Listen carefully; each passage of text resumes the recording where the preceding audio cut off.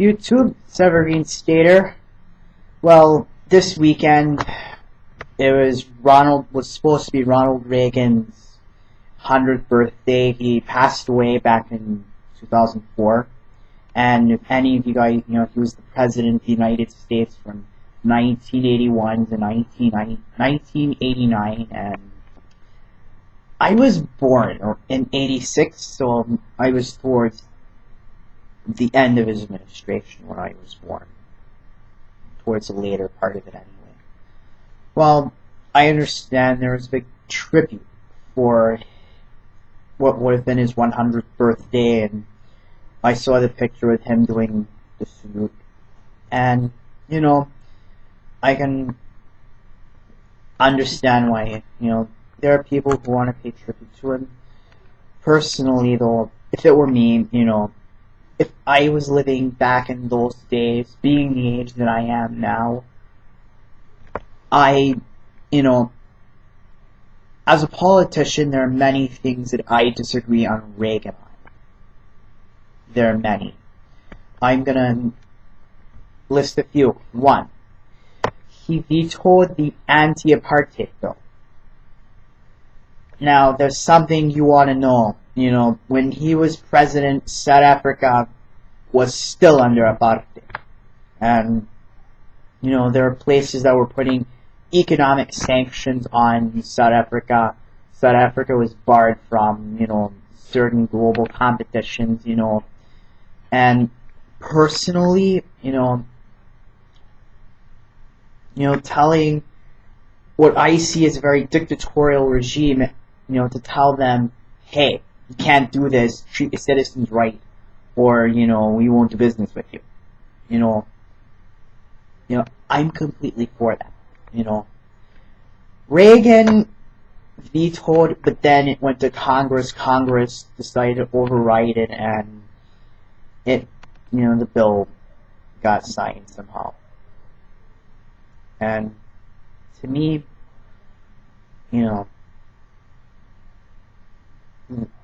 I would say the anti-apartheid bill was a good thing, because to me, if I was living in South Africa, and I am black, but if I was living in South Africa in the 80s during apartheid, I wouldn't like it.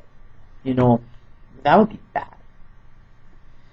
Number 2, Reagan claimed that the Voting Rights Act was a humiliation to some. Personally, this is how I look at it. I don't see it as a humiliation to anyone. I see it as doing what is right, what should have been done in the first place. Everyone of every ethnicity, if you're a U.S. citizen, you ought to have the right to vote, regardless of your race or ethnicity. And in the Deep South, a lot of black people were being disenfranchised. And, in my eyes, the voting right was one of those things that needed to be done. And it took the federal government to do that. He also cited, another thing, he supported a university that had a very anti-interracial dating policy. Now, if you know anything about Bob Jones University, that was that university that had it. And it was a private university. And private universities that try to promote any kind of racial segregation or discrimination or, any kind of stuff like that, they wouldn't get tax exemptions. They wouldn't get tax exemptions because, private institutions normally would get tax exemptions. But if they discriminated or did anything that was disturbing like that, the government wouldn't give it to them. I recently heard that some private schools in Mississippi decided to forego the tax exemptions rather than to admit black students. This is what I heard what happened in Mississippi as late as the 80s. Now, Reagan wanted to give the university a tax exemption. Personally, I don't agree with that, you know. That's like saying, in my eyes, it's like saying that you would support something that has a very racist policy. And I can't really help the fact that, you know, he supported Barry Goldwater, something that I really didn't like. You know, he was on Barry Goldwater's side. And if you know anything about Barry Goldwater, he was a big critic of the federal civil rights measures. Okay, now, if you know anything about that at all, you know, the federal government in the 1960s under Lyndon Johnson, you had the Voting Rights Act, you had the Civil Rights Bill, and all that stuff, and it personally was helpful to me to have that. Barry Goldwater was like, let the states decide that. If it is any indicator about history, okay? If it's any indicator about history, you know, the South was left to its own devices. Alright? Left to its own devices. And blacks basically got disenfranchised. You know, they were basically stripped of their voting via the poll tax or the language test, which could be given in any language. And, you know, it was like, the states have a right. Ronald Reagan went to Neshoba County, Mississippi